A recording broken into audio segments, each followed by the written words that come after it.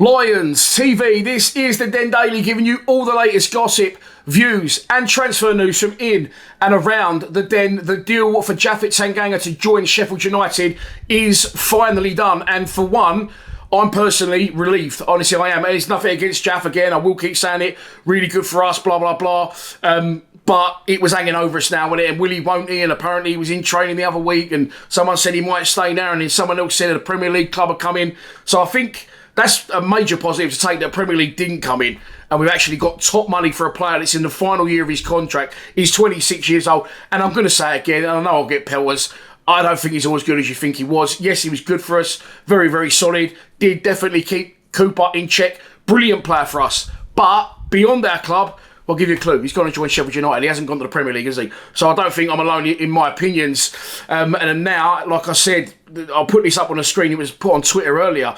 The new model of the club, the way we're moving, the direction we're going in. Yes, we don't want to sell our best players, but it's not as if the production line has now stopped. We've now brought in Nesley, although we paid a pretty penny for him, if I can say it. Mihailo Ivanovic, amongst others. We've got other good youngsters coming through. Ray Spangura-Williams, Kamal Grant, Jack Howland.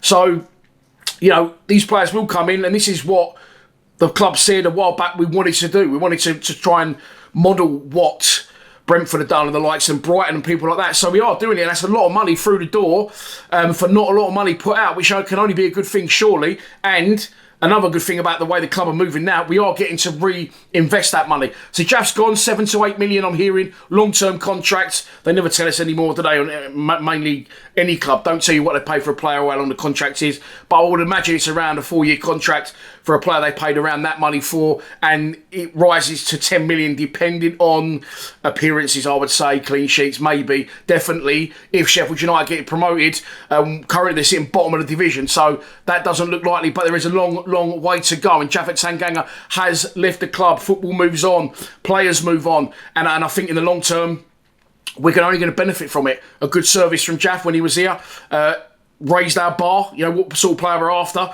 proved what we can do with that sort of player, and how we can move them on, and that will attract more players, in my opinion. So Jaff is gone, and it's been reported by Dan Marsh, not my favourite Dan Marsh, I do like him, but it's only my second favourite Dan Marsh, on Twitter, that Millwall are on the brink, on the verge of signing Caleb Taylor from West Bromwich Albion. The 22-year-old, 6'2" centre-back looks to be a ready-made replacement for Jaff.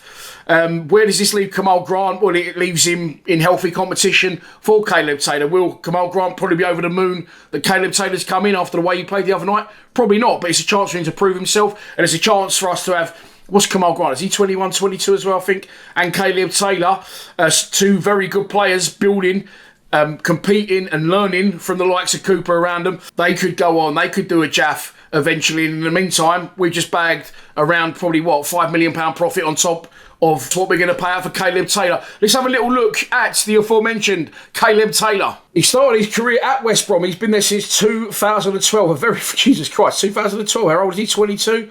He's been there, since he's 9? I don't know how my maths is. I might cut that out if it is wrong. If it weren't, I'll definitely leave it in. He's played 4 times for West Brom, only since 2021. He spent time out on loan at Cheltenham, Bolton Wanderers, and most recently, Wycombe Wanderers in League One. Of course, they got to the playoffs last year, lost out to the Anorak. Suits us. We'll take 3 points off them in 2 weeks' time. But I'm sure he's after this guy once before. He's the one that always, I remember, popping up. And who was the Burnley centre-back that always pops up? I think he went to Stoke. McNally, was it? Should remember that name for personal reasons, which I won't go into. But yeah, I think it was McNally before, and Caleb Taylor always seemed to pop up. So it looks like good news. Like I said in the video I've just put out, well, I ain't just put out, but just filmed. I've just gone straight on to filming this one, the preview for the Wrexham game. They've said that he is undergoing a medical. I don't know anything concrete, but I think in this day and age, in football in general, that medical has already happened and he's passed it. Otherwise, I don't think they'd tell you that he's having a medical for him to then potentially fail a medical. He maybe wouldn't. I don't know. I haven't got any information on injuries for him. And then they got to tell us that he's failed the medical, and everyone starts kicking up a fuss again. So Caleb Taylor looks to be coming through the door. I'm hearing it's around £3 million, but we'll never find out because the club or other clubs never disclose that information anymore. That's down to them. That's fair enough. And Japhet Tanganga leaves the club with only 1 year, 1 season, really, 3/4 of a season left on his contract. for nearly 7, 8, 9, 10 million pound. I'll let you argue that one out in the comments. Please subscribe to Lions TV. Come on, you Lions.